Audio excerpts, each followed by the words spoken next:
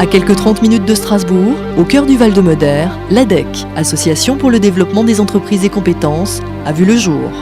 Cette histoire débute dans les années 80.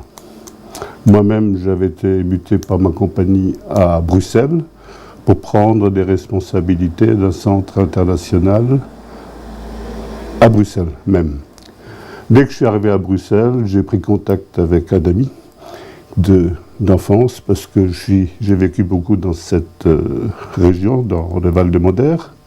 Et j'ai donc contacté François Brunagel. Claude Beer était à ce moment-là directeur du centre de formation IBM Europe et où, grâce au réseau des Alsaciens de l'étranger, nous nous sommes revus.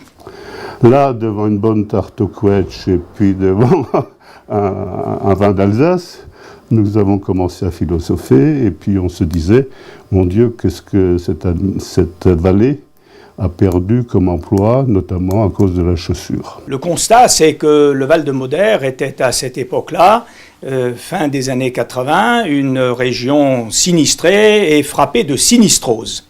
Alors, il se trouve qu'il y avait une chance énorme, c'est que moi-même j'ai pris la responsabilité de la direction régionale d'IBM Est. Donc j'étais sur le terrain. Et sur le terrain, j'ai pu continuer cette discussion. Et avec François, on a dit, ce qu'on peut faire, c'est il faut faire venir des entreprises. Il fallait entreprendre le développement rural, donc la renaissance de notre vallée, avec les technologies de demain et d'après-demain. Ce qui a guidé le projet, c'est de dire, si des entreprises veulent s'implanter quelque part, il leur faut du haut débit. Moi, de mon côté, j'ai présenté à IBM un dossier en disant il faut détacher quelqu'un pendant 2 ans pour mener ce projet. Et François, de son côté, il a motivé les 4 maires de Laval, Pfaffenhofen, Übach, Niedermodern. Et finalement, le projet que moi j'avais présenté à IBM était accepté. Donc là, c'était surtout le télétravail qui devait s'installer dans le milieu rural.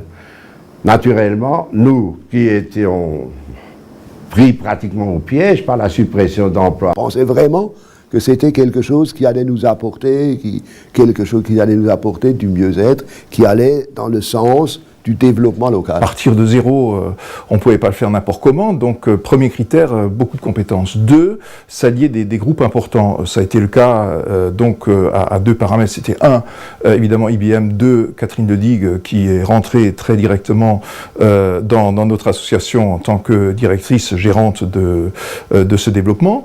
Et 3, être en lien avec les institutionnels, autant l'État que les collectivités territoriales. Et c'est ce qui a pris un peu de temps, mais enfin ça s'est fait. Et depuis, nous avions une volonté très forte de nous développer, d'aller de l'avant, et puis d'innover en permanence. Ce sont des équipements qui sont sortis il y a maintenant 2 ans grâce à la libération de certaines fréquences par les militaires français. Sur ces nouvelles fréquences, on a permis aux collectivités, même aux entreprises et voire certains particuliers, de pouvoir créer leur propre réseau radio. Ces technologies permettent de faire de très grosses économies en termes d'infrastructures et de génie civil et permettent de mutualiser de nombreux services. Donc les premiers tests effectués par l'ADEC ont permis d'aboutir à un succès exceptionnel qui a été reconnu au niveau mondial par Motorola grâce à une application qui concernait la ville de Mutsik, qui permettait de façon simple, par une note d'application en anglais, réalisée donc au niveau mondial pour tout le monde, qui intégrait cette mutualisation de services grâce à cette technologie dite Canopy, qui avait été validée par l'ADEC auparavant.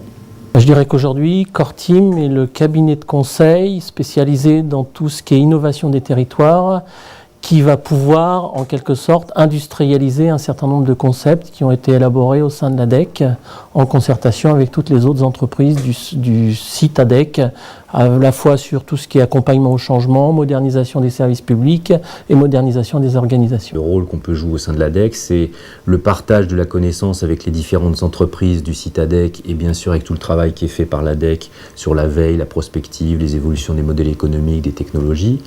Et puis le deuxième rôle, c'est de travailler en commun sur un certain nombre de projets avec d'autres entreprises, puisque c'est ça qui fait un peu la richesse de l'offre qu'on peut proposer à nos clients, de pouvoir associer des compétences qu'on n'a pas forcément nous directement, mais qui sont présents sur le site ADEC au travers des autres entreprises.